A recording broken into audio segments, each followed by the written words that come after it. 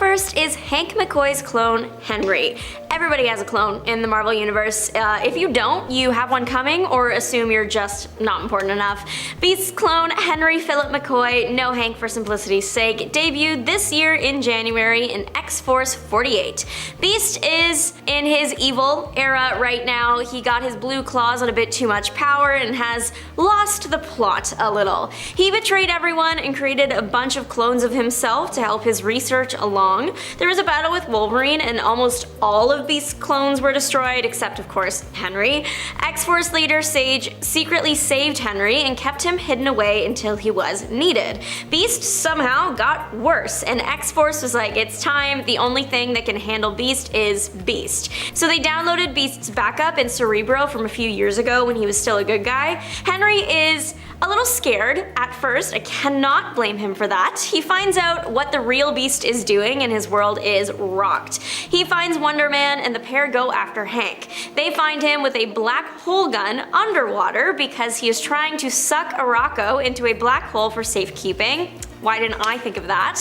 Hank and Henry fight. Wolverine also ends up joining in because he's everywhere. Throughout this fight, Henry is trying to convince Hank to be a better person, and it eventually works. The black hole gun was already hot to go, so Hank sacrificed himself and was sent away by his own machine. Then Henry moved in with Wonder Man, which could mean nothing. Since this Beast is a clone with almost all of Beast's memories, we can only assume he has all of Beast's power and intellect too.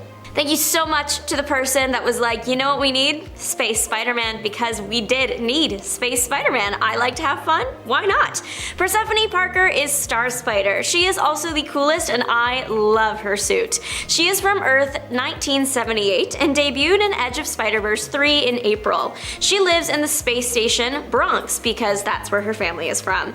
She is on the station because she is working as an apprentice to Professor Osborn as they study quantum engineering. Persephone is quite sneaky. She is secretly dating Osborn's daughter and also secretly is a space superhero. She utilizes the spiders on the ship, but they are not actual spiders. They are nanobots that use a special tech. They are what form Persephone's cool outfit. Spider stands for Sanitation, Planning, Integrated Defense and Engineering Robots. Star Spider's biggest fight so far was against Octavius and the Kree army that were trying to invade the station. And speaking of Octavius, I can't believe they made Doc Ock scarier than he already is. As Doc Ock, he is creepy in a way only a deranged man with tentacles coming out of his back can be, but in the Space Spider-Verse story, those tentacles are organic, like mouths, and they have teeth. He's also purple and has bug eyes, but I got the shock of my life reading further, and I come to see that he actually just has like a blue octopus attached to his back like a parasitic backpack. The tentacles are pretty useful in a fight, I will admit. In addition to the teeth, they can also grab with their claws. Octavius nearly wins the fight, but he ends up breaking Star Spider's arm, but she is able to defeat him thanks to the nano spider bots. Octavius ends up disappearing before Star Spider can get the final hit in, but he promises they will meet again. This next character is so unbelievably cute, I can't take it. His name is Walpurgis, and he's Agatha Harkness's cat's kitten. So Agatha's cat Ebony had a kitten named Walpurgis. Agatha wanted to recruit Brielle Brooks as an apprentice due to her talent, but she refused. No hard feelings. Agatha had maybe the perfect response and gifted Brielle Walpurgis. This is my dream scenario. Not much is known about the kitten other than it is most likely a magic kitten and it's purple and it's cute. The kitten debuted in Marvel's Voices Infinity Comic 96 in April. We have another spider kid in the house, but this one is less fun. Boy Spider dropped in February of this year in Spider-Boy 4. He was a clone of Spider-Boy, designed to be a bit more of like the monster side of him. Spider-Boy has a monster form, but Boy Spider is in that monster form all the time. He was created by Madame Monstrosity. She's also a recent debut from August of last year, and she does a lot of genetic research inspired by the High Evolutionary, so you can kind of guess her vibe. She let this evil boy spider clone loose around the city with absolutely no morals built into that body. He started ruining lives really quick, and specifically ruining Spider-Boy's life and reputation in the city. Boy Spider ends up finding Spider-Man, Miles as Spider-Man, Spider-Man, and the two fight. Eventually, Spider-Boy and Peter show up, and Spider-Boy is able to have a heart-to-heart with his clone. The clone relaxes and goes home. That makes it sound like really tame. I promise there was drama, but also this is so new that I don't want to spoil the twist ending quite yet. Boy Spider has a more threatening look to him. Spider-Boy is just kind of like this cute kid, this cute little costume running around the city. Boy Spider has multiple eyes, spider legs on his back, pinchers, claws, a furry patch on his back. He's just a scarier kid overall. Boy Spider shows that he has pretty much every power Spider-Boy has, including a venomous bite and the ability to speak in a spider language. The first comic in a Ms. Marvel Mutant Menace gave us the gift of a new villain, hopefully later mutant, anti-hero, or even hero, the Planter. He looks like the mascot for Green Giant Green Beans, simply because his skin is green and he wears a cape of leaves. The Planter is a mutant on Earth 616, and he takes on the qualities of any plant he touches. He touches a rose, and he would grow thorns. The Planter decides to use his abilities to rob jewelry stores across Jersey City, because that is a victimless crime, because jewelry stores have insurance, at least that's what the Planter thinks. The first big use of his power that we see is him making a getaway by making a big helicopter seed grow out of his back. It worked. It's hinted that the Planter has the potential to join the good side, but the comics are still coming out, so we will have to wait and see. New demigod villain just dropped in February's Miles Morales Spider-Man 17. Zephyr is a menace drenched in the sweat of Theseus and has an enchanted bag that blows air, and that's him. I wish I was kidding, but I'm not. As far as I'm aware, Zip was kind of like the intro villain for a comic. He's there for a good time, not a long time. Miles, Ms. Marvel, and Shift were fighting this guy in Brooklyn. We get thrown into the middle of the fight, pretty much, so it's unclear why Zip is doing all of this. Personally, I think for fun. Zip is probably from ancient Greece, because he says he bathed in the sweat of Theseus, which makes him really slippery, which makes him really fast. He is also too slippery for webs to stick to him. The other thing Zip has going for him is his bag. It blows powerful bursts of air. I think Miles summed up everyone's feelings about this when he said, "A bag of wind? What is even going on right now?" Zip gets KO'd by Shift and presumably arrested. No amount of Theseus' sweat is going to help him slip out of that one. You can tell Marvel writers were having fun when they created the Circus of Crime. The Circus of Crime debuted in January in Doctor Strange 11. There are 4 people in this circus. They are all goofy. Up first is our Ring Mistress. Ring Mistress takes after her father, Ring Master. Their thing is they wear purple and green and commit the majority of their crimes by hypnotizing people using the device in their top hat, then robbing them. This Circus of Crime had plans to go when no Circus of Crime had gone before, and make the hypnosis device massive in a big Ferris wheel. Ring Mistress has rounded out her circus with all the performer types that one would want to see. We have an acrobat named Gymnasty. Think of like an average skilled acrobat. She's that, but with the drive to crush you. Then we have Stefano Stiletto. He is a knife thrower. And then finally we have the strongman of the group with the most incredible name, Chief Beef. He used science to create the ultimate bulking routine and diet, so he is very, very strong. The circus is so funny to look at, and I'm glad we got another version of it. Nefil, also maybe known as Frozen Charlotte, is Lucifer's wife. She debuted in Incredible Hulk 9 in February. She is one of those characters that has really good intentions, but the worst possible way of executing them. She wants to make sure good people, innocent people, are protected from the world, but also from demons and bad entities, and eventually her own husband Lucifer in the underworld. She wants to make sure innocent souls were protected. She did do that, I guess. What she does is take these people's souls and trap them in vessels designed to outlive the human body, so the soul never has to go to the underworld. The vessels, they look like these little statues, so she traps people against their will in these action figures. Right idea, wrong methods. When Lucifer failed to beat God, he was exiled from heaven, and his wife was too. Lucifer went to the underworld, but Charlotte chose to hide out on Earth, which resulted in her being hunted by angels and devils for thousands of years. I am sorry to say, but she does have the look of someone who has been on the run and married to the devil. She is literally skin and bones and 4 stories tall minimum with spikes on her. She wears a veil over her face. She can't appear as a human, typically an old woman. That's how she finds her victims. And you can tell she's going devil mode when her eyes white out. She did end up fighting the Hulk, and that fight caught the attention of Lucifer, who then took his wife away. But she was happy to go with him. She is capable of some level of energy blasts, and she has wings and all the powers that come with being a divine and also demonic being, so she's pretty cool. Earth 66 has been around for almost 2 years now. It started as a one-off Earth, but they keep popping in every once in a while, which is nice because this Earth is the Spider-Man, but make them dinosaurs Earth. I like to see what Spider-Rex is up to because he is very cool. This year in May, they introduced a new villain for Spider-Rex, Lizard. An actual lizard, not a man in a suit this time.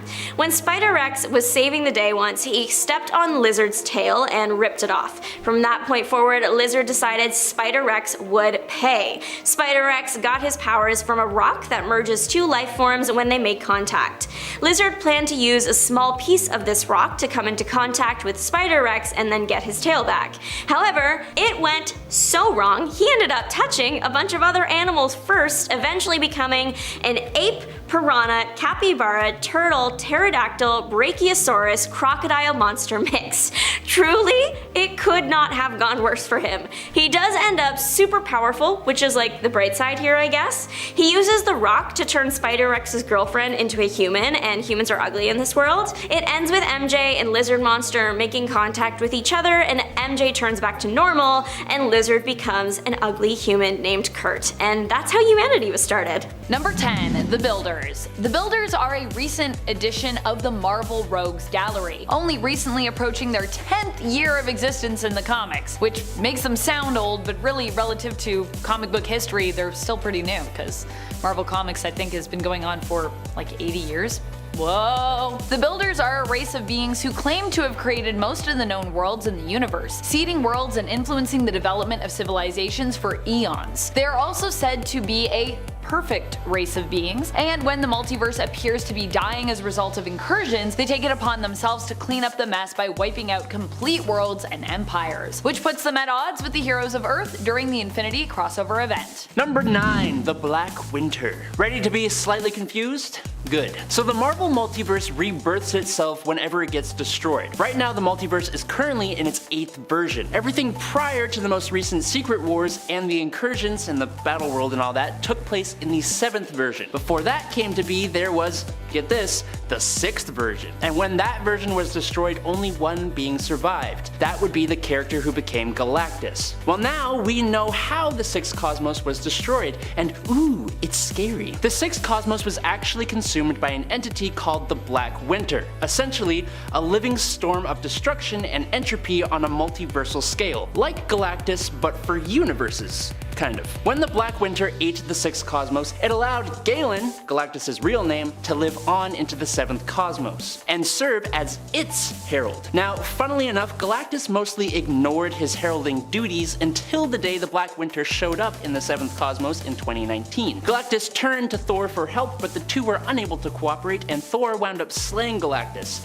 something the Black Winter prophesied would actually happen. Then Thor turned the corpse of Galactus into a power cosmic explosion and blew up the Black Winter. But before it went away, it showed Thor how he will perish at the hands of Thanos wielding an Infinity Stone encrusted Mjolnir, so now we have that to look forward to. Number 8. Mr. Misery. Mr. Misery is a Doctor Strange villain that was actually created by Doctor Strange himself. Some people create their own villains. Oof. Some people are their own villains. Ah. Mr. Misery was a creature that embodied all the pain and misery that Strange had suffered from using magic during his time as Sorcerer Supreme. The beast was also commonly referred to as the Thing in the Cellar. At least, well, that's what it was originally referred to as. We'll get to that in a second. The Thing in the Cellar was released when all magic was threatened during the attack of the technological army known as Empirical. Mr. Misery is actually the name the creature took for itself after Doctor Strange was forced to reckon with it following its accidental release. Strange freed the creature by depositing his suffering and pain instead into the people that he had saved, dividing it up so that each only carried a small piece of it within them. These people were also willing to do so as they had been saved by Strange Strange in the past. So they were like, yo, Strange is my guy, I'll take a little bit of pain for you, no problem. Even after being freed, Mr. Misery continued to crave the pain and suffering of others, which is, why he took the name Mr. Misery and became a villain. Or they, it. It's kind of like a blob. Number 7. Horticulture. Ever since I learned about this group, I will take any opportunity to talk about them. Horticulture is a group of 4 older women between the ages of 64 to 81 who are all expert botanists. They are Augusta Brones, Lily Lamus, Edith Scutch, and Opal Vedivere. And their goal is simple. Sort of. Essentially, they want to bring Earth back to a more pristine time. A time when it had about 7 billion less people on it. Yes, these ladies want to basically exterminate most of the Earth's human population and bring plants back to the forefront, and specifically flowers, which is kind of a lovely idea, sort of. This goal brings them into conflict with the X-Men in 2019's X-Men number 3, because the nation of Krakoa, that the mutants call home, have been mass producing these flowers with different bio and tech purposes, and these ladies would like to use them for their villainous goals. Beyond biological modifications believed to have been made to themselves, the women of horticulture are experts at manipulating the environment to suit their extinction agenda. And they're also computer programmers, selling software to the anti-mutant group Orchis to monitor Krakoan gateways. So, now you know. Number 6. Cordyceps Jones. Although he might not be as new as some of the other villains mentioned here, Cordyceps Jones is still a relatively new villain, if you've been out of comics for the last few years at least. He first appeared back in 2017 in Rocket issue number 4 and was created by Al Ewing and Adam Gorham. Cordyceps Jones is known for having a salacious reputation across the cosmos. He's a 30,000-year-old fungal parasite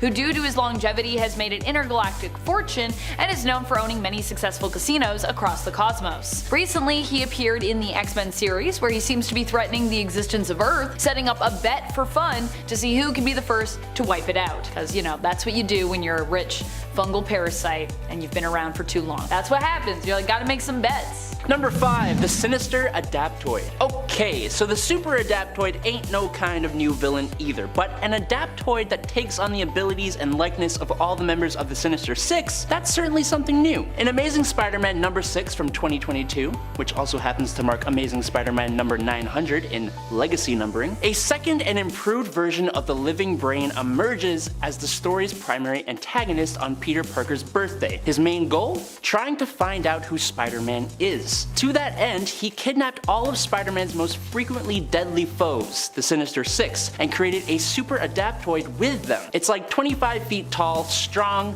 fast, zappy, honor-obsessed, 8-legged, mysterious, and it likes to quote some of the Six's lines. Spider-Man ends up having to team up with the captured 6 villains to fight the Adaptoid, but it's actually the villains' inability to properly work together that makes the Adaptoid malfunction and destroy itself. It's kind of funny how that works. As for the Living Brain, he ends up switching sides when Spider-Man refuses to let the 6 destroy it, and saves the day before revealing it actually already knows Peter's real name. Kinda weird. Number 4. Orchis. Orchis is the entire villainous organization that first appeared in House of X issue number 1, back when Dawn of X was just starting up and it was all fresh and new and we were like, a new mutant thing and it's so good, and now we're like, please don't ever end, but it's probably gonna end soon, so I'll just go into the closet and cry forever. Don't worry about it. Orchis is an anti-mutant organization that is pro-human, and as such is all about the advancement of AI, such as Nimrod and Sentinels, to help protect humanity against the growing mutant threat. Like there's gonna be some people in the comments who are gonna say, actually, Nimrod is technically a Sentinel, and you're right, but also, don't worry about it. Orchis sees mutant evolution as a threat to humanity's existence, but little do they know, the AI they're creating is likely to serve as an even greater threat to humanity's existence in the future, based on everything that we've seen, and every alternate universe we've ever explored where that has continued. Many have joined Orchis since we were first introduced to them, with even a few mutants betraying their own kind to join their ranks. Number 3. Uranos. Okay, technically this guy actually appeared in What If number 24 in September of 1980, but 1. He looks completely different, 2. He wasn't doing anything until now, and 3. He's cool, so I don't really care. Uranos the Undying is Thanos' grand uncle and one of the deadliest beings in the Marvel Universe. Uranos, like every Eternal, was created by the Celestials 1 million years ago, but he believed the Eternals best fulfilled their purpose if they exterminated both the deviants and the humans, all life outside the universe, and imprisoned the Celestials. Luckily, his brothers Kronos and Oceanus disagreed, plunging the Eternals into civil war. Now, he ultimately lost that war and was captured by his brothers and became the first Eternal to be imprisoned within the Exclusion, where he stayed for over 500,000 years because of the failsafe he imposed upon the machine. That failsafe being that if he dies, his greatest celestial designed weapons will be unleashed. Recently, mutants have been revealed to be related to deviants, making the X-Men enemies to the Eternals, and the Eternal Druid called on Uranos for help in Axe Judgment Day #1. And to show how powerful he is, in a matter of 20 minutes, Uranos eradicated Cable, Magneto, and David Haller, otherwise known as Legion, along with a bunch of other very powerful mutants. He's scary. Number 2, Annihilation. Annihilation was at first a mysterious villain who appeared in the X-Books. Eventually, however, we learned that Annihilation was actually a demonic and possessive force which had taken over Genesis, who was forced to take up the Golden Helm of Annihilation after defeating the villain. It was basically a losing battle either way, as if Genesis lost, she would have died, but in winning, she was forced to take up the helm and then lead the demonic forces of Amenth, which had so long plagued Arakko and its people. So it's like a if you win, you lose, and if you lose, you lose. Genesis turned out as well to be the long-lost wife of Apocalypse. Apocalypse had left his wife, children, and people eons ago in an attempt to help saving Arakko from the Amenthi forces that threatened to one day overtake it. In the end, Apocalypse, with the assistance of Saturnine, helped to free Genesis from the hold of Annihilation, and the helm was turned into a staff that was less influential on its host and more easily used as a tool instead of, possessing the will of whomever possessed it. Annihilation had their first appearance in X-Men issue number 12 from 2020. Number 1. Monolith. This likely villain is so new it was hard to even find information about her. First appearing in July of 2022, which is last month unless you're in the future, in Hulk number 9, Monolith is the very strong, big pink queen of Hulk Planet. Hulk Planet is set to be the title of the new Hulk story arc taking place after Hulk's whole Titan Hulk thing and the fight with Thor that just took place. The planet itself is situated right next to a gamma-emitting star, so if you haven't guessed yet, Hulk Planet is indeed a planet covered in Hulks.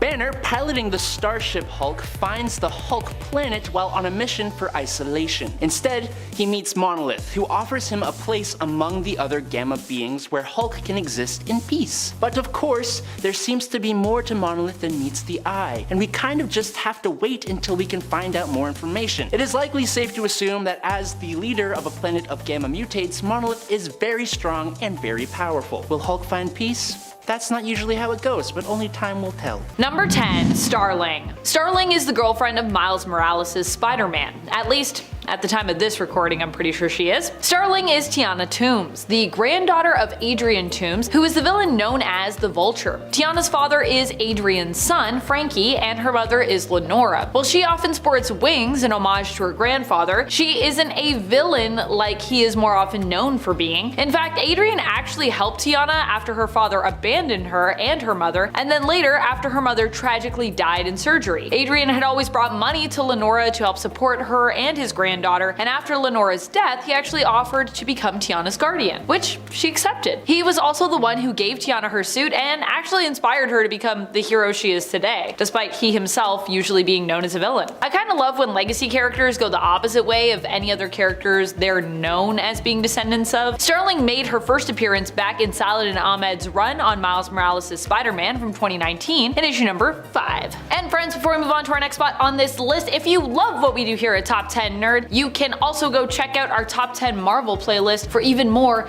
good old Marvel content. Number 9. Somnus. Somnus was first introduced in a super cute story that was featured in the 2021 Marvel Pride issue. In his origin story, we learn that Carlo Valentino is actually an old flame of Dawkins. They met in Canada in the 1960s in Toronto, Ontario. At the time, Carl was living a closeted life, both as a mutant, I believe, and also as a queer man. During a one-night stand, Carl used his powers while they slept concept to live an entire life out with Dakin in their dreams together. His mutant powers basically allow him to manipulate and control the dreams of others, an oneiromancer as we would say, which is how he was able to do this. Seemingly spooked by this experience, having lived a whole life with Carl in his dreams, only to wake up and find it had been just that, a very vivid dream, and that Dakin was still as he was the day prior after living a whole life overnight, Dakin was sure to leave before Carl awoke. While the two never really talked after this, Dakin seemingly never forgot Carl. After Carl passed on, presumably from old age, with Dakin attending his funeral, Dakin actually asked to have him resurrected, giving him a second chance to live the life that he always wanted, proudly, out of the closet, both in terms of his orientation and as a mutant. Carl took the name Somnus for himself, his mutant name, and would later join Kate Pryde's Marauders team. I also super duper love his design. His outfit is so good.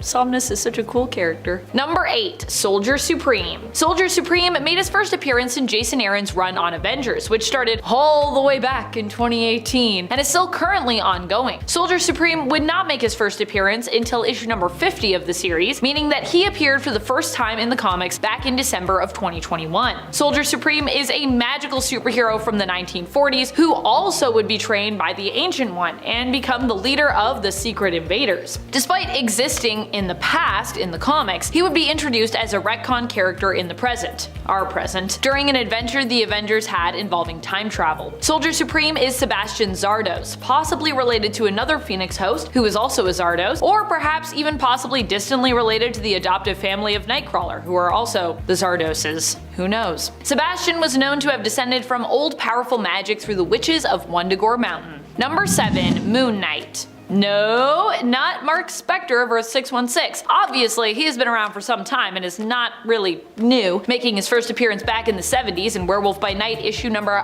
32. But you know who is new? The Moon Knight of Earth 818, a hero who first appeared in the 2021 volume of Avengers Forever in issue number 1. This Moon Knight is known by the name of Mariama Spector. She appears at the end of that first issue where we learn she is part of the team and that an alternate Tony Stark as Ant-Man seems to lead. Tony of Earth 818 calls his team together after believing that something is shifting and that they might actually stand a chance at saving the whole world. Or whatever. Mariama would appear within the first issues of this run of Avengers Forever, and would also appear in some of the later issues in the series too. The first issue of the 2021 Avengers Forever series was released in December of 2021. Number 6. Tosin Oduye. Tosin Oduye is a hero that made his first debut in the current Black Panther series by John Ridley. He made his first appearance in issue number 3 of this 2022 series. He is a hero of Wakanda, but is actually greatly separated from Wakanda in some ways as well. He belongs to the Marube tribe, who chose to separate from the mainland of Wakanda and basically isolate themselves as they rejected the ideas of many who believed that vibranium should be bended to their own will and used like a tool. Instead, his people focused on finding a more natural approach to vibranium, finding natural ways to temper it, and focusing on flowing with vibranium as opposed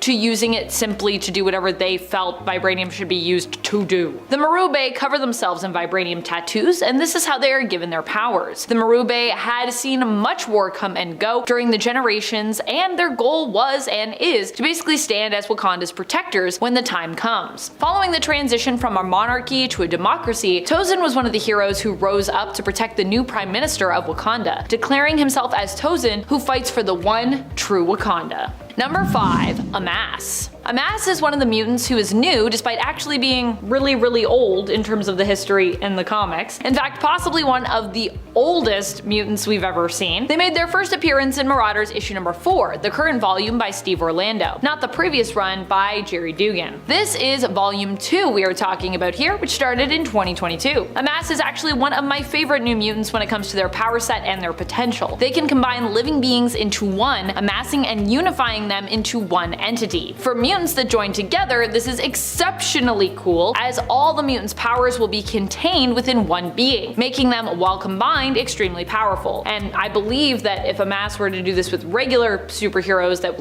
were non-mutant superheroes, that would also be true, which is pretty cool. You could also combine non-mutant superheroes and probably mutants. The potential's crazy. If they have the right power sets, as we learn in the current Marauders series, while combined, the mutants can even use their powers together to do things like time travel. Pretty wild, right? Number 4. Thea. Thea is another mutant who comes from the very first mutant civilization, which actually existed way in the past, but basically were all wiped out. Their history hidden away for millennia by the Shi'ar, or more specifically, the secret was kept by the Shi'ar's secret society known as the Kin Crimson, who are basically supposed to keep some of the worst Shi'ar secrets secret to like protect the Shi'ar, protect the crown. Thea was one of the mutants from the Threshold, the name for their ancient mutant civilization, who had their consciousness, memories, and genetic data stored within a codex, with the hopes that one day someone would retrieve that and be able to free those locked safely within it, bringing them back into the living physical plane. This group was known as the Threshold 3 and included Amass and Crave as well. Thea herself is a time manipulator, with her mutant power being chronokinesis. She and Tempo seem to develop a closer connection early on in the Marauder series. Thea first appears in the same issue that Amass first appeared in, issue number 4. Number 3. Monolith.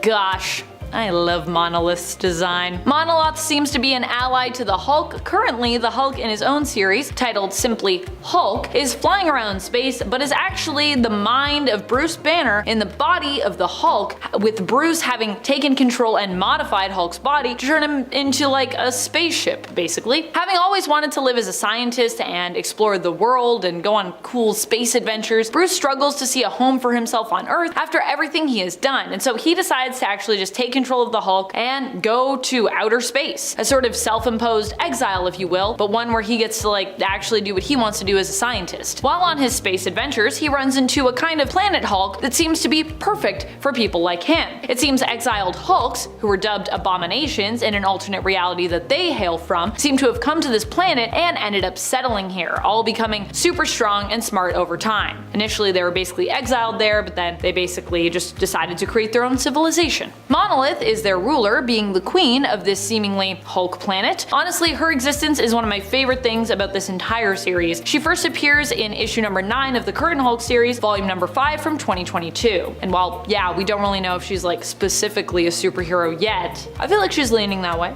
Number 2. Rek-Rap. Who is Rek-Rap? Well, he very recently made his first appearance at Amazing Spider-Man issue number 17, where that question is, of course, answered. Rek-Rap is a demon from Limbo who admires Spider-Man, looking up to him. He originally takes the name of Parker Man for himself. He ends up becoming an ally and supporting character in the current Amazing Spider-Man story, Dark Web. In issue number 17, Parker saved him from another demon who basically wanted to beat up the latter named Parker Man. This act inspires him to want to be a hero like Parker Peach Man, and so he sets out to try and get superpowers. In the end, he instead gets a symbiote and ends up taking a new name for himself after he is told that the demon army doesn't really need another Parker and that he had it backwards. After all, they weren't looking for more heroes, they were actually looking for more villains. The name this demon settles on is of course Rek-Rap, because it is Parker backwards. Get it? Because they were like, you got it all backwards, and he was like, alright, I'll have it backwards then. Number 1. Red Goblin. While Normie Osborn, grandson of Norman Osborn and son of Harry Osborn and Liz Allen, is a character who has been around since the 1980s